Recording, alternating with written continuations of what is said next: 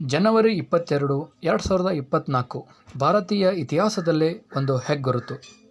ಸುಮಾರು 500 ವರ್ಷಗಳಲ್ಲಿ ಸಾವಿರಾರು ಸಂಖ್ಯೆಯಲ್ಲಿ ಈ ದೈವಿಕ ಕ್ರಮಕ್ಕಾಗಿ ಅನೇಕರು ತ್ಯಾಗಗೈದಿದ್ದಾರೆ. ನಮ್ಮ ನಾಯಕರು ಮಾತ್ರವಲ್ಲ, ಜನಸಾಮಾನ್ಯರು ಇದಕ್ಕಾಗಿ ಶತಮಾನಗಳ ಕಾಲ ಹೋರಾಟ ನಡೆಸಿದ್ದಾರೆ.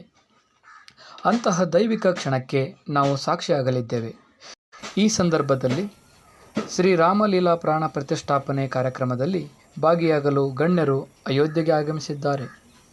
ಹೌದು, ಅಯೋಧ್ಯೆಯ ಕಾರ್ಯಕ್ರಮದಲ್ಲಿ ಮೆಗಾಸ್ಟಾರ್ ಚಿರಂಜೀವಿ, ರಾಮ್ ಚರಣ್ ತೇಜ್ ಹಾಗೂ ಕುಟುಂಬಸ್ಥರು ಆಗಮಿಸಿದ್ದಾರೆ. ಇನ್ನು ನಿನ್ನೆಯಷ್ಟೇ ನಟ ರಜನಿಕಾಂತ್ ಹಾಗೂ ನಟ ಧನುಷ್ ಕೂಡ ಅಯೋಧ್ಯೆಗೆ ಆಗಮಿಸಿದ್ದಾರೆ.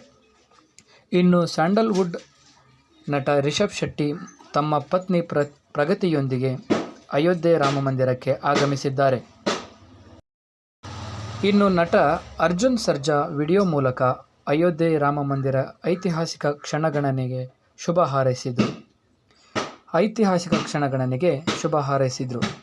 ಇತ್ತ ಸ್ಯಾಂಡಲ್ವುಡ್ ನಟಿ ರಾಧಿಕಾ ಕುಮಾರಸ್ವಾಮಿ ವಿಶೇಷ ನೃತ್ಯದ ಮೂಲಕ ಪರಮಪುರುಷ ಶ್ರೀರಾಮನಿಗೆ ನಮನ ಸಲ್ಲಿಸಿದರು. ಸ್ಯಾಂಡಲ್ವುಡ್ ನಟಿ ಶ್ರುತಿ ಹಾಗೂ ಪುತ್ರಿ ಗೌರಿ ಕೂಡ ಶ್ರೀರಾಮನಿಗೆ ವಿಶಿಷ್ಟವಾಗಿ ನಮಿಸಿದ್ದಾರೆ. ಅಯೋಧ್ಯೆ ಕಾರ್ಯಕ್ರಮಕ್ಕೆ ದೊಡ್ಡಗೌಡರು ಅಂದರೆ ಮಾಜಿ ಪ್ರಧಾನಿ ಶ್ರೀ ಎಚ್.ಡಿ. ದೇವೇಗೌಡರ ಕುಟುಂಬ ಕೂಡ ಭಾಗಿಯಾಗ್ತಿದೆ. ಹೌದು, ನಿಖಿಲ್ ಕುಮಾರಸ್ವಾಮಿ, ಎಚ್.ಡಿ. ಕುಮಾರಸ್ವಾಮಿ, ದೇವೇಗೌಡರು ಹಾಗೂ ಪತ್ನಿ ಚೆನ್ನಮ್ಮ ಅಯೋಧ್ಯೆಗೆ ತೆರಳಿದ್ದಾರೆ.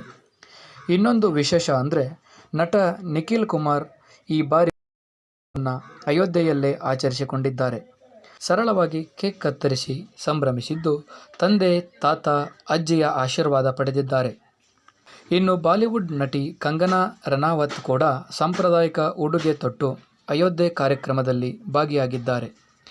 500 ವರ್ಷಗಳ ಹೋರಾಟದ ಫಲ ಶ್ರೀರಾಮ ಮಂದಿರ ಇಂದು ಅಧಿಕೃತವಾಗಿ ಉದ್ಘಾಟನೆ ಆಗ್ತಿರೋದು ಕೋಟ್ಯಾಂತರ ಭಾರತೀಯರ ಕನಸು ನನಸಾಗ್ತಿದೆ. ಜೈ ಶ್ರೀರಾಮ್.